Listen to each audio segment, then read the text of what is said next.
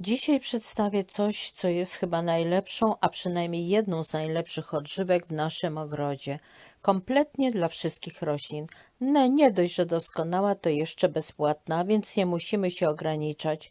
Dlaczego doskonała? Ponieważ nie tylko odżywia nasze rośliny, nadaje im mocniejszy kolor, ale zwiększa szybkość ich wzrostu i planowania. Co to jest? Odżywka z fermentowanej trawy, czyli herbata z trawy, jak ją nazywają. Nie każda trawa się nadaje, ponieważ powinniśmy stosować tylko tę ekologiczną, naturalną, niepryskaną. Czytałam wielokrotnie o tym, jak osoby zakładały trawniki, pryskały różnymi preparatami, aby one były piękne, a później po jej skoszeniu używały do tej odżywki. Nie dość, że przenosiły często nieświadomie chemię na rośliny jadalne, to wiele roślin po tym ginęło. Dopiero po jakimś czasie skojarzono te fakty, dlatego ostrzegam. Nie powinno też się używać trawy, która rośnie przy drogach, nafaszerowana ołowiem i innymi szkodliwymi dla nas rzeczami. Ale jeżeli nasz ogródek leży na uboczu, łączki nie pryskamy, to mamy naprawdę doskonały materiał, który pozwoli nam uzyskać rewelacyjne plony. Drugą ważną rzeczą jest, aby ona nie kwitła, ponieważ może zachwaścić nam cały ogródek.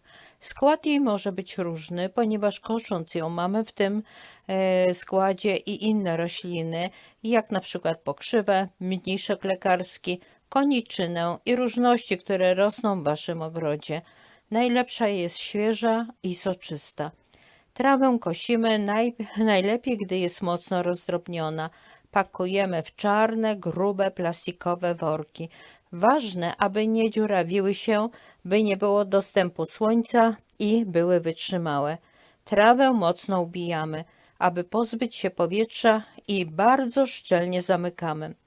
Możemy folię zakręcić i dla pewności czymś obciążyć, na przykład kamieniem lub cegłą. Jeżeli jest przesuszona, to trzeba ją trochę polać w worku, ale nie tak, aby tam pływała. Worek z trawą stawiamy w ciepłym miejscu. Trawa w worku błyskawicznie zaczyna się przerabiać na nawóz. Już po jednym dniu widać kolosalną różnicę, a temperatura w nim osiąga wysokość 60-70 stopni Celsjusza. Jest jeszcze jeden plus tego, że ona dosłownie parzy się w tym worku, ponieważ w tej temperaturze giną wszystkie żyjątka, które mogły być w trawie, na przykład gąsienice, ślimaki lub inne. Zawartość tym samym robi się sterylna. Trawę w worku kisimy przez 2-3 dni. W tym czasie zachodzą biologiczne procesy, które wzbogacają ją w mnóstwo makro i mikroelementów. Dlatego już po pierwszym jej użyciu sami zobaczycie, jakie rewelacyjne efekty uzyskamy. Po tych 2-3 dniach nakładamy ją do pojemników tak do połowy lub 2/3 wysokości. Najlepiej jest używać pojemniki plastikowe, ale nie metalowe.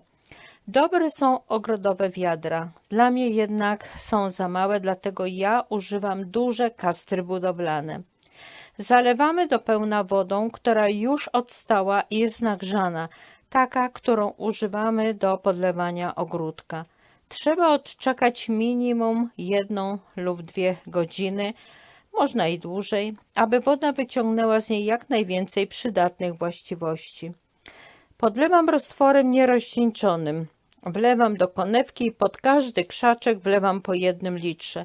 Za każdym razem przypominam, że wszystkie odżywki dajemy roślinom tylko i wyłącznie, gdy ziemia pod nimi jest wilgotna. Nigdy nie wolno wlewać na suchą, ponieważ spali nam korzenie, a po drugie rośliny jej tak nie przyswajają.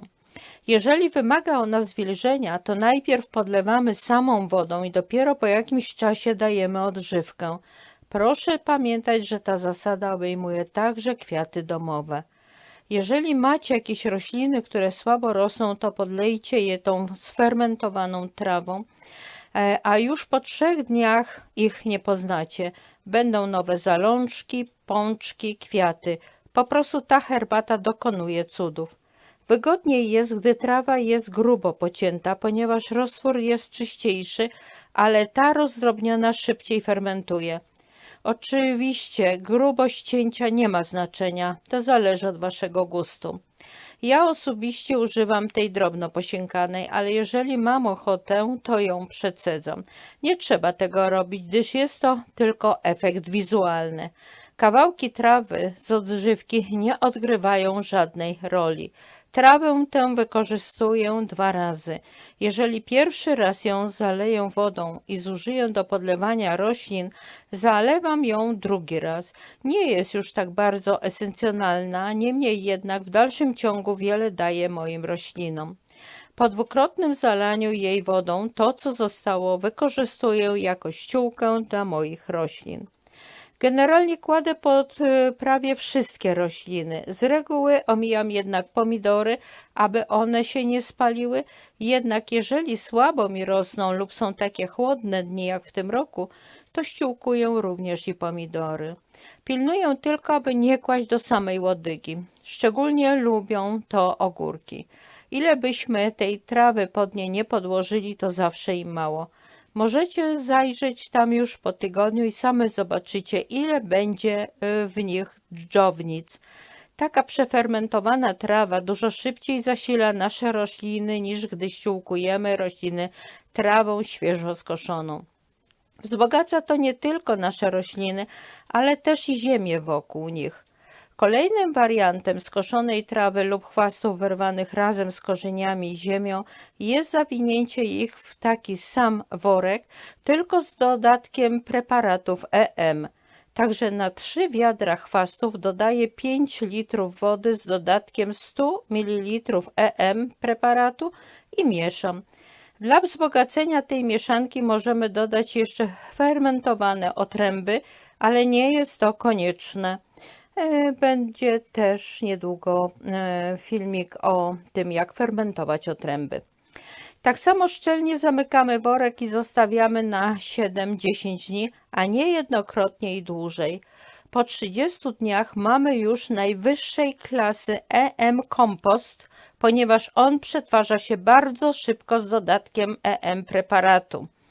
Dlatego jeżeli komuś zależy na kompoście, w miesiąc możemy mieć bardzo wysokiej jakości.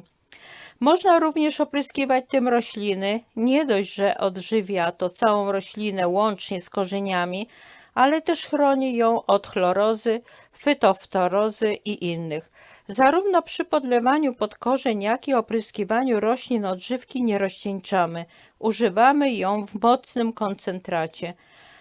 To sama przyroda daje nam odżywkę roślin najlepszą z możliwych. Nigdy nie traktujmy chwastów jak wrogów, ponieważ są one naszym sprzymierzeńcem.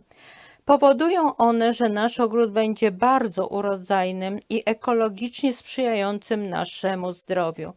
Podzieliłam się z Wami receptą na najlepszą odżywkę, jaką moglibyście uzyskać dla swoich roślin. Naturalną, ekologiczną, do tego bezpłatną, a przede wszystkim działającą cuda.